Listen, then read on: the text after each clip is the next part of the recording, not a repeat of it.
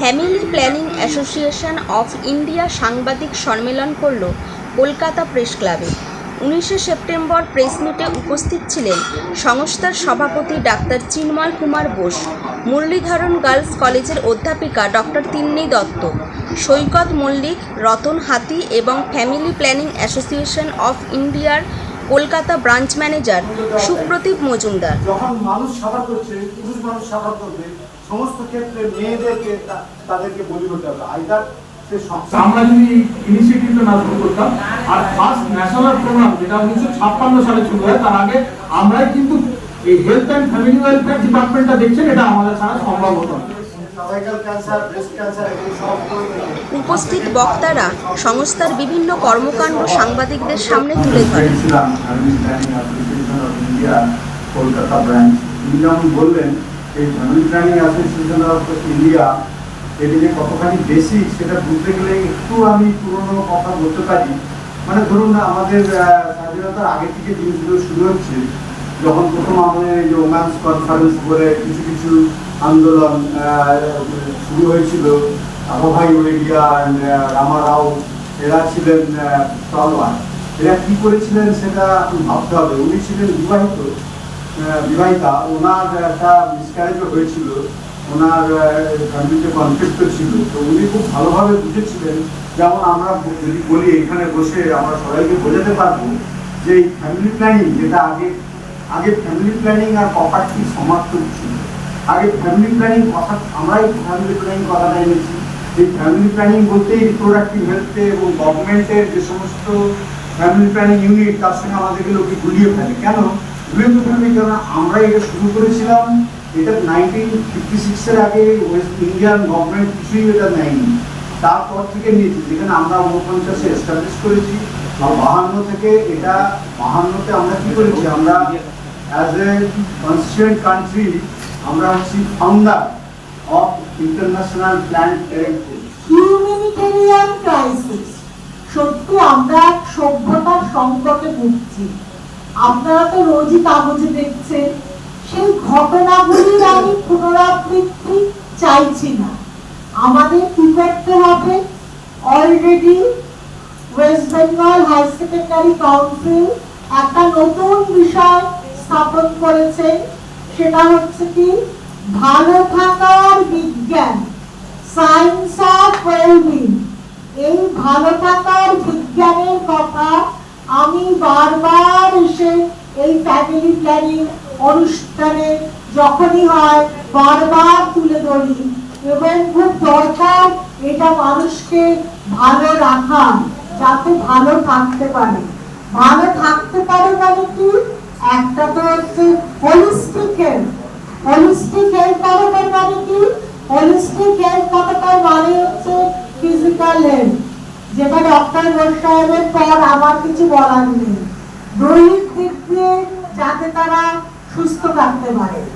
কিন্তু আপনারা শুনলে হয়তো অবাক হবেন, এখন সব রোগেই আমরা দেখছি তার মানসিক অবস্থাটা কিরকম। আমরা দান করেছি এবং প্রতি যে জায়গায় থাকে সেই এলাকাতেই আমার বাড়ি। আমাদের প্রচুর জমি হাওড়া হুগলিতে আমরা প্রচুর দান হিসাবে দিয়েছি। তা এখন কথা হচ্ছে যে এখন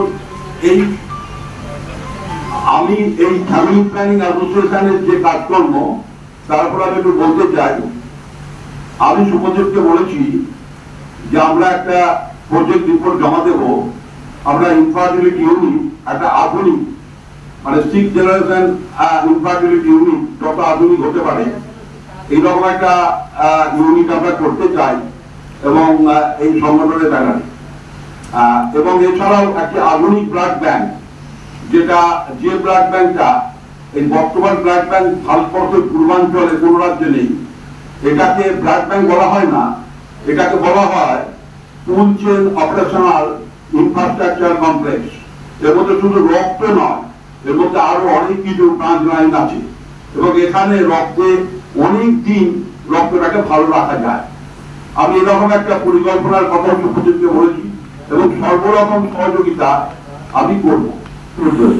আমরা কেন পারিনি? 1970 দশকের সঞ্জয় গান্ধী যে প্রোগ্রাম করেছিলেন সেটাকে মিসলিড করা হচ্ছে, রাজনৈতিক ভাবে তার অনেক ভুল ব্যাখ্যা করা যাচ্ছে। যদি আজকে সেই পলিসি আছে, আজকে তো এদিন দেখছে না।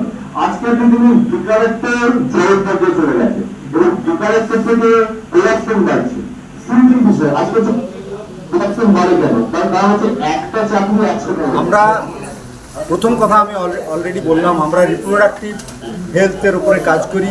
আমরা সেক্সুয়াল অ্যান্ড রিপ্রোডাক্টিভ হেলথ নিয়ে কাজ করি ফ্যামিলি প্ল্যানিং অ্যাসোসিয়েশন অফ ইন্ডিয়ার ব্যানারে। সেটা যে একটা ইম্পর্টেন্ট জিনিস, সেটা যে একটা রাইট, সেই রাইটটাকে এস্টাবলিশ করতে করতে 1950 সাল পেরিয়ে গেছে। ফলে আজকে আমরা যেখানে আছি সেখানেও আমাদেরও এখনও অ্যাডভোকেসি করে যেতে হবে সরকারকে এবং জনসাধারণকে জাগরুক করতে হবে এই কথা বলে যে reproductive health is a human right, it has to B established. আপনার নিজের অধিকার আছে নিজের খুশি মতো নিজেদের বাচ্চাকে নেওয়া, শুধু অপরাধ না করে আপনি আপনার খুশি মতো আপনার সেক্সুয়াল হেলথ এনজয় করতে পারবেন। এটাকে প্রমিসকিউটি বলা যায় না, এটাকে বলতে হবে যে এটা হচ্ছে মানুষের অধিকার।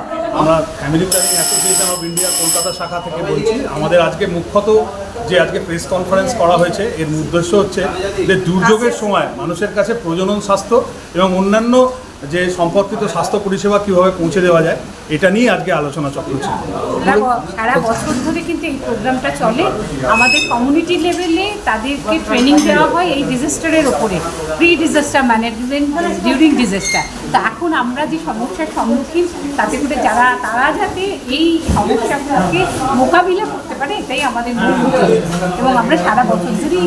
নমস্কার, আমি ডক্টর তিন্নি দত্ত, মুরলীধর কলেজের মনোবিজ্ঞান বিভাগের সহকারী অধ্যাপিকা। এখানে চেয়ারপারসন হিসেবে আছি, বহুদিন ধরে যুক্ত। আমরা যাতে আমরা মানুষদেরকে দুর্যোগের সময় বাঁচাতে পারি, তাদের জন্য আমরা শারীরিক, মানসিক, সামাজিক সব রকম শিক্ষা সামগ্রী নিয়ে গিয়ে উপস্থিত।